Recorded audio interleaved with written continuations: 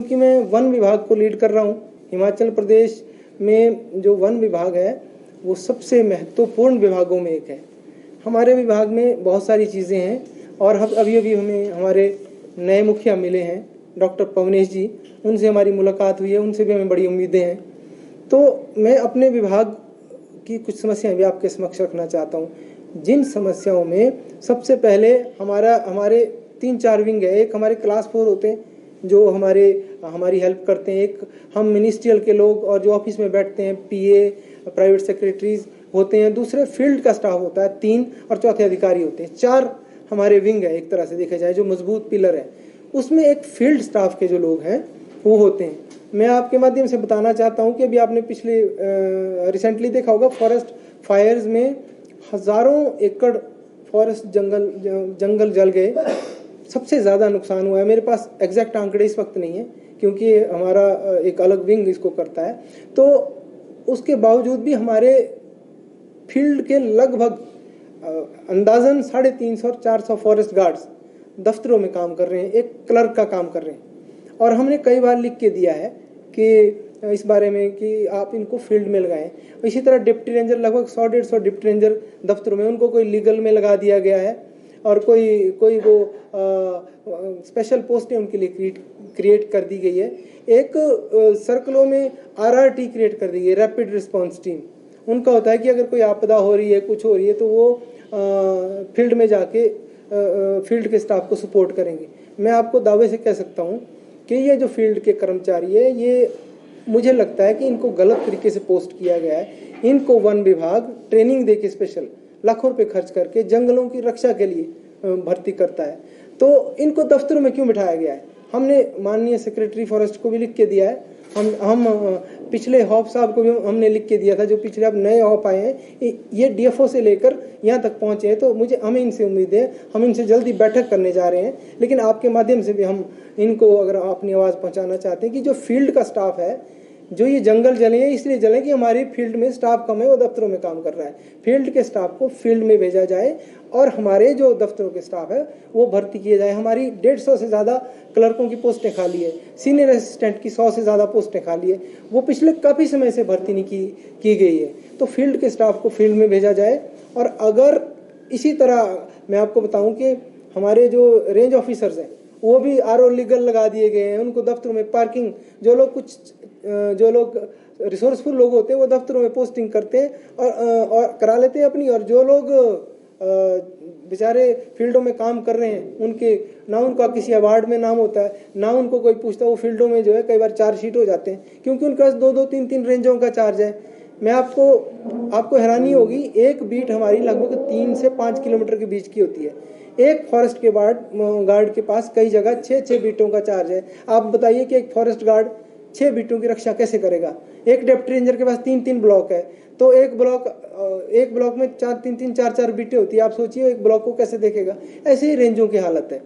तो क्लर्कों का काम फील्ड स्टाफ से जो लिया जा रहा है, हम हिमाचल प्रदेश सरकार से भी, क्योंकि ज़्यादातर सरकार के माध्यम से डीओ आते हैं कि इनको यहाँ लगा दिया जाए, आग्रह करते हैं कि फील्ड के स्टाफ को फील्ड में जाए। और हम फील्ड के लोगों से भी आग्रह करते हैं, जो लोग फील्ड में काम कर रहे हैं, जो इनकी एसोसिएशंस हैं, कि कृपया वो जहाँ उनकी ड्यूटी है वहाँ ड्यूटी करें।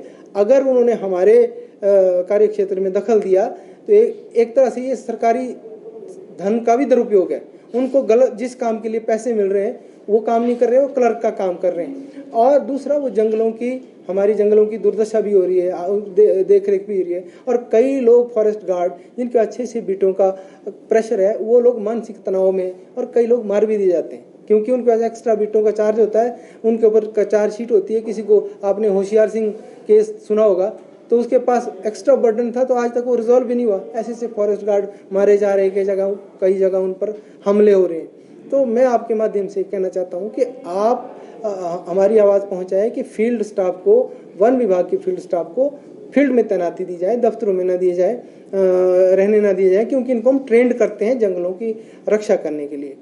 तो ये हमारे कुछ पॉइंट्स थे, इन्हीं पॉइंट्स को आपके समक्ष डिस्कस करना था। मुझे ये बात कहना चाहता हूँ कि अभी हिमाचल प्रदेश सचिवालय जो सेवाएं का जो एसोसिएशन है, उन्होंने सबसे पहले आवाज़ उठाई है डीए की। आज तक कोई कर्मचारी संगठन नहीं बोला। इन संगठनों का मुझे लगता है कि इनका मुद्दा, मुझे लगता है या तो संगठन चाहते हैं कि सरकार से कोई, उनको लगता है कि अगर हम बोलेंगे तो क्लैश हो जाएगा। देखिए, हम अपनी मांगे, सरकार हमारा एक तरह से हमारी माँ है, हम उनके समक्ष अपनी मांगे रखने का हमें हक है, हम उनका विरोध नहीं कर रहे हैं। लेकिन अगर हम डर के बोलेंगे नहीं तो हमारे हकों की बात जो है हुक्मरानों तक या जो भी हमारे नेता हैं उन तक कैसे पहुंचेगी। तो सचिवालय कर्मचारी के जो अध्यक्ष है संजीव जी, मैं हमारे संगठन की ओर से उनका बहुत आभार व्यक्त करता हूं कि उन्होंने हमारे कर्मचारियों की आवाज़ें उठाई, और मैं उनको खुला समर्थन देना चाहता हूं कि हमारा संगठन उनके साथ कंधे से कंधा मिलाकर है। और मैं ये अपील भी करता हूं संजीव जी को भी और बाकी कर्मचारियों की, कम से कम हम जो शिमला में हमारे डिफरेंट डिपार्टमेंट है उनके स्टेट कार्यकारिणी शिमला में हम एक साझा मोर्चा बनाएं, इकट्ठे होकर मुख्यमंत्री महोदय के पास जाएं और अपनी प्रॉब्लम्स उनको बताएं। मुझे नहीं लगता कि वो हमारी प्रॉब्लम्स को नहीं सुनेंगे। देखिए, मैं बहुत ज़्यादा नहीं बोलना चाहूँगा, मैं छोटे छोटे पॉइंट्स में आपको बताना चाहता हूँ कि कर्मचारियों और सरकार में ये टकराव की स्थिति क्यों है, या उनके डीए एरियर क्यों नहीं मिल रहे। कर्मचारियों के लिए कोई मंच ही नहीं है जो मुख्यमंत्री तक मिलने के लिए, हमें जो है किसी तरह से उन तक पहुँचने का हमारे पास दरवाज़ा ही नहीं है। मैंने पिछले साल 2-3 बार माननीय मुख्यमंत्री महोदय को चिट्ठी लिखी अपने विभाग की ओर से, हमारी बहुत सारी प्रॉब्लम्स है विभाग की, कि हमें टाइम दो। पहले मुख्यमंत्री महोदय को एक एसोसिएशन की चिट्ठी जाती थी, बड़े मान सम्मान से कर्मचारियों को बुलाया जाता था। आज की डेट में कोई जेसीसी नहीं, कोई, हमारे पास एक मंच होता था जेसीसी। पहले मैं 1990 से पहले की जब मैं बात करता हूँ तो साल में एटलीस्ट 3 जेसीसी होती थी। अब जो 2 साल में 1 जेसीसी भी नहीं होती है। जब तक संवाद सरकार के साथ हमारा नहीं होगा, हमारी प्रॉब्लम्स का कोई पता नहीं लगेगा, और इसी तरह हमारे वेतन भत्ते जो है रोक दिए जाएंगे। तो मैं आपके माध्यम से कहना चाहता हूं कि हिमाचल प्रदेश सरकार से हमारा निवेदन है कि हमारे जो वेतन भत्ते हैं वो तुरंत लागू किए जाएं, और या हमारे से संवाद करें कि किस तरह की समस्या आ रही है और सरकार की क्या मंशा हमारे वेतन की तरफ है। हमारा जो वेतन है आज की डेट में 12% डीए हमारा ड्यू हो गया है, तो वो कब तक हमें अदा किया जाएगा। और ये तो पहली बार हुआ है कि डीए हमें मिला है। डीए का जो एरियर है, अभी रिसेंटली हमें जो डीए दिया गया 3% ही है ना, 4% डीए दिया गया है, उसके एरियर की कोई बात नहीं हुई। तो ऐसे लग रहा है कि साइलेंटली एरियर वो गायब हो जाएगा, क्योंकि एरियर कब दिया जाएगा, एरियर का उसकी घोषणा नहीं की। जो 3-4 महीने का गैप उसका रहता था, वो एरियर का कोई पता नहीं है। ऐसे ही जो हमारा पे रिवीजन का है, पिछली सरकार ने 50,000 रुपये हमें दिए। अब हम बोलेंगे पिछली सरकार ने तो दिया, ये 50,000 देके कोई हम पे कोई आसान नहीं किया, हमारे ड्यूज थे। अगर आपकी सरकार नहीं चल रही है तो हमारे परिवार भी नहीं चल रहे हैं।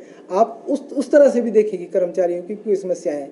तो हम सरकार से आपके माध्यम से निवेदन करना चाहते हैं कि अगर सचिवालय सेवा संगठन या कोई भी संगठन आगे आता है तो हम उनका साथ देने को तैयार हैं, और अगर वो कोई भी संगठन नहीं आता तो हम एक छोटा सा संगठन होने के बावजूद भी सरकार से अपनी मांगों को लेकर उनके समक्ष जो है हम जाएंगे। और हम ये आग्रह करते हैं आपके माध्यम से कि माननीय मुख्यमंत्री महोदय, कृपया आप हमारी बातें भी सुनें, हमारी समस्याएं भी सुनें, और आप हमें अपनी समस्याएं बताएं कि हमारे ड्यूज़ हमें क्यों नहीं मिल रहे हैं। तो मुझे ये लग रहा है कि या तो जो हमारे जो आला नेता है, वो जो हमारी ब्यूरोक्रेसी है, जो बड़े बड़े अधिकारी है, आईएएस अफसर्स हैं, उनको घुमा रहे हैं कि कर्मचारियों के कट लगा दो। आप देखिए सारी योजनाएं, अगर आप देखेंगे आज की डेट में आपदा पे इतना पैसा खर्च हो गया, जितनी भी हमारी डेवलपमेंटल जितनी भी योजना है उसमें कट लगे। हमने देखा पिछली बार जो हमारा सैंक्शन बजट भी था, उस बजट के बिल भी पास नहीं हुए। ये भी पहली बार हुआ है, सैंक्शन बजट के बिल पास नहीं हुए ट्रेजरी में, अब वो पास हो रहे हैं, रोक दिए गए बजट। तो हम ये जानना चाहते हैं, या तो श्वेत पत्र जारी किया जाए कि अगर सभी लोगों को पता लगे कि अगर कर्मचारियों पे इतना खर्च हो रहा है, कर्मचारियों के नाम पे लोन लिए जा रहे हैं, तो वो पैसा कहाँ डाइवर्ट हो रहा है। हमें भी कुछ नहीं मिल रहा। योजनाओं में लगाने की बात की जा रही, कौन सी योजनाओं में पैसा लगाया है, वो सरकार का धन कहाँ जा रहा है। तो क्या कहीं ऐसा तो नहीं कि, क्योंकि जो माननीय सुखविंदर सिंह सुक्खू है, मैं भी NSUI में रहा हूँ पहले अपने कॉलेज के समय में, वो कर्मचारी परिवार से आते हैं, उनको कर्मचारियों की समस्याओं का पता है। तो या तो मुझे लगता है कि आईएएस जो एक ब्यूरोक्रेट्स का एक जो ऊपर उनके इर्द गिर्द जो लोग रहते हैं, या तो उन्हें वो गुमराह कर रहे हैं कि कर्मचारियों के भत्ते और वेतन रोक दो, या फिर कहीं ना कहीं कोई गैप है, उस गैप को लेकर जो है हमें क्लैरिटी चाहिए कि हमारे ड्यूज़ हमें कब मिलेंगे। अब आपके मीडिया के लोग